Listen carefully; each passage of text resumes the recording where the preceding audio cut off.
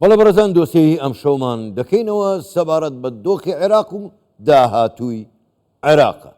ئێمە میوانێکمان لەگەڵ میوانەکەمان قسە و باسی زیاتر دەکەین. میوانەکەمان زۆر بەڕێز جەبار مەشهەدانی شرۆڤەکاری سیاسی کە ڕاستەوخۆ لە شاری بەغداوە لەگەڵماندایە.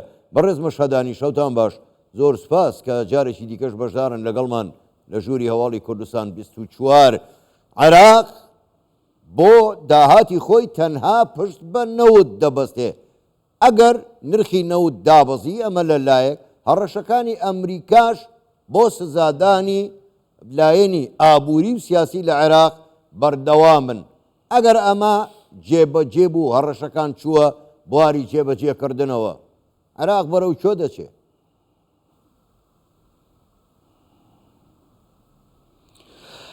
مساء الخير وشكرا. بەڵێ شەوتان باش، زۆر سپاس. رمضان كريم. ڕەمەزانتان پیرۆز بێت، ڕەمەزان لە گەلی کورد پیرۆز بێت. ڕاستیەکەی ئەوەی ڕوون و ئاشکرایە ئەوەیە کە عێراق بە حکوومەتەیەک لە دوایەکەکانی هەمویان بەدەست قەیرانی خراپ پلان دانانەوە دەناڵێنن، هەمویان ئەو کێشیان هەیە. سەرباری ئەو پارە زۆرانەی کە هاتوونەتە نێو بودجەی گشتی فیدراڵی، بەڵام بەداخەوە حکوومەتەیەک لە دوایەکەکان نەیانتوانیوە تاکو ئێستا نمونەیەکی ئابووری وا پێشکەش بکەن کە هاوشێوەی وڵاتانی سادە و ساکاری دەوروبەری عێراق بێت. بۆیە لە چوارچێوە و لە سایەی نەبوونی پرۆژەی استراتیژی و لە چوارچێوەی نەبوونی پرۆژەیە کە سەرچاوەکانی داهات هەمە چەشم بکات، عێراق بە شێوازێک ماوەتەوە کە تەنیا پشتبنەوە دەبەستێت. هەست بە گەشانەوەی ئابووری دەکات کاتێک نرخی نەوت بەرز دەبێتەوە. وەکو دەشزانن نرخی نەوت لەگەڵ قەیرانی نێودەوڵەتی بەرز دەبێتەوە. لە ماوەی چەند ساڵی ڕابردوودا نرخی نەوت کە بەرز بێتەوە بەهۆی شەڕی رووسیا و ئۆکراینەوە بووە و کاتێک هەوڵێک دەست پێ دەکات بۆ ئەو شەڕە کۆتایی پێبێت، وردە وردە نرخینەوەت ڕوو لە دابەزین دەکات و نرخەکەی کەم دەبێتەوە. ئەمە واتای ئەوەیە ئەو خراپ پلاندانانەی زۆر لە عێراق بووە بۆ ئەوەی لە بودجە پشت بە نرخی نەوت ببەستن، ئاوڕیان لەوە نەداوەتەوە کە دەشێ ڕۆژێک لە ڕۆژان ئەم شەڕە کۆتایی پێبێ و نرخی نەوت. زۆر باشە بەڕێز مەشهەدانی، زۆر باشە بەڕێز مەشهەدانی. ئەگەر عێراق داواکاریەکانی ئەمریکا کە داوای لە عێراق کردو دەبێ میلیشیا چەکدارەکان هەڵوەشێنەوە و نەمێنن و هەروەها سپیکردنەوەی دۆلاریش نەمێنێ، ئەگەر ئەمانەی جێبەجێ نەکرد عێراق، پێ دوانیە گۆڕینی ڕژێم بەڕێوەیە؟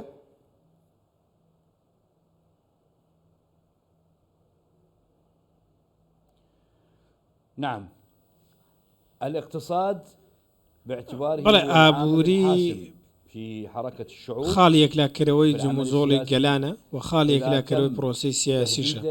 ئەگەر بێت و هەڕەشە لە ئابوووریەکەت بکرێت بەتایبەتی لە ئاماژە و هەڕەشەکانی ئەمریکا سەبارەت بە نرخی نەوت وە لەبارەی سەپاندنی سزا بەسەر عێراقەوە، ئەو عێراقی کە هەموو پارەی خۆی بە شێوەی نەختینە لە ویلایەتە یەکگرتووەکانی ئەمریکا هەڵگرتووە بە گوێرەی ئەو ڕێکەوتنێک کە لە نێوان هەردوولادا کراوە. ویلایەتە یەکگرتووەکانی ئەمریکا بۆتە هۆکاری ئەوەی کە پارەی عێراق بەو شێوەیە پارێزرا بێت، لەبەرەوەی پێشتر عێراق قەرزی لەسەر بوو و کاتی کەستی کرد کە خراپ مامەڵەکردن هەیە، گەندەڵی گەورە هەیە، پارە دەبردێتە دەروی وڵات. لە بەغدا گەندەڵی زۆر گەورە هەیە پێش حکوومەتی دۆناڵد ترامپ. ئەو کاتەی دیموکراتەکان لەسەر دەسەڵات بوون، جۆ بایدن جەختیان لەوە کردەوە کە دەبێ عێراق پابەندی ڕێسا و ڕێنمایە ئابوووریەکان بێت، دۆلار بە قاچاغ نەبن، ئەو کارە بوەستێنن. داوایان لێکردن کە پێویستە بە پێی پێودانگە جیهانیەکان مامەڵە بە دینار بکەن، مامەڵە بە دۆلار بکەن. بەڵام ئێستا هەڕەشەکان جارێکی دیکەوە لە ئاسۆوە دیارن. ئێستا وای لاتوە خەڵک بیر لە موچەی خۆی دەکاتەوە لە چەند مانگی داهاتوودا.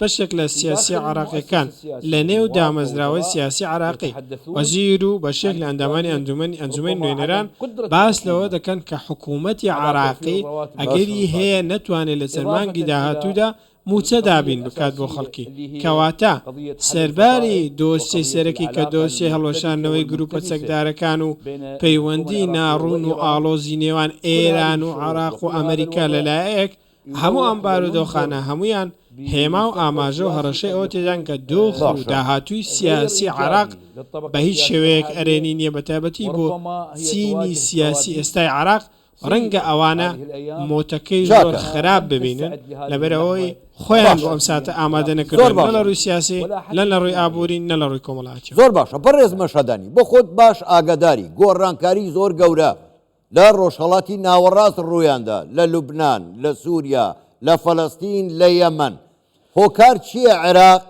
نایەوێ خۆی لەگەڵ ئەم گۆڕانکاریانەدا بگونجێنێ پێشەوەی گۆڕانکاری ڕووبکەنە عێراق.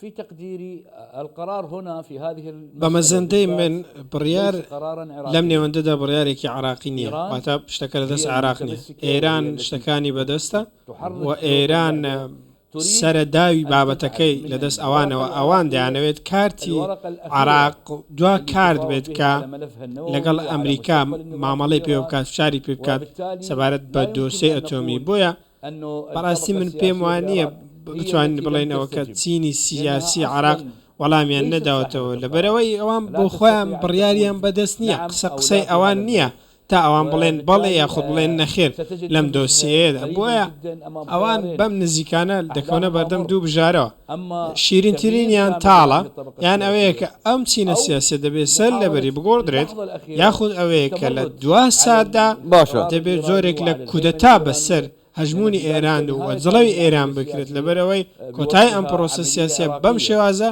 دەبێت بێتە پرۆسەیەکی دیموکراتی عێراقی دەبێت بێتە پرۆسەیەک نمونە بێت لە ناوچەکەدا بەڵام بەڕێز بەشەدانی کاتم زۆر کەم ماوە دوا پرسیار ئەگەر بە کورتیش وەڵام دەیتەوە من سوپاست دەکەم ئەوەی من تێگەیشتم لە وەڵامەکەی ئێوە کەواتە دەستێوەردانی دەرەکی لە کاروباری عێراق هیچی کەمتر نییە لە هەڕەشەکانی ئەمریکا.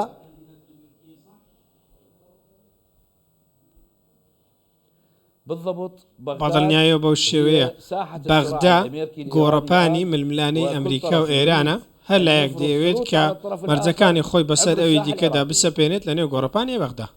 زۆر باشە زۆر بەڕێز جەبار مەشهەدانی شرۆڤەکاری سیاسی ڕاستەوخۆ لە شاری بەغداوە لەگەڵمان بووی گەلێک سوپاس بۆ بەشداریکردنتان شەوتان باش.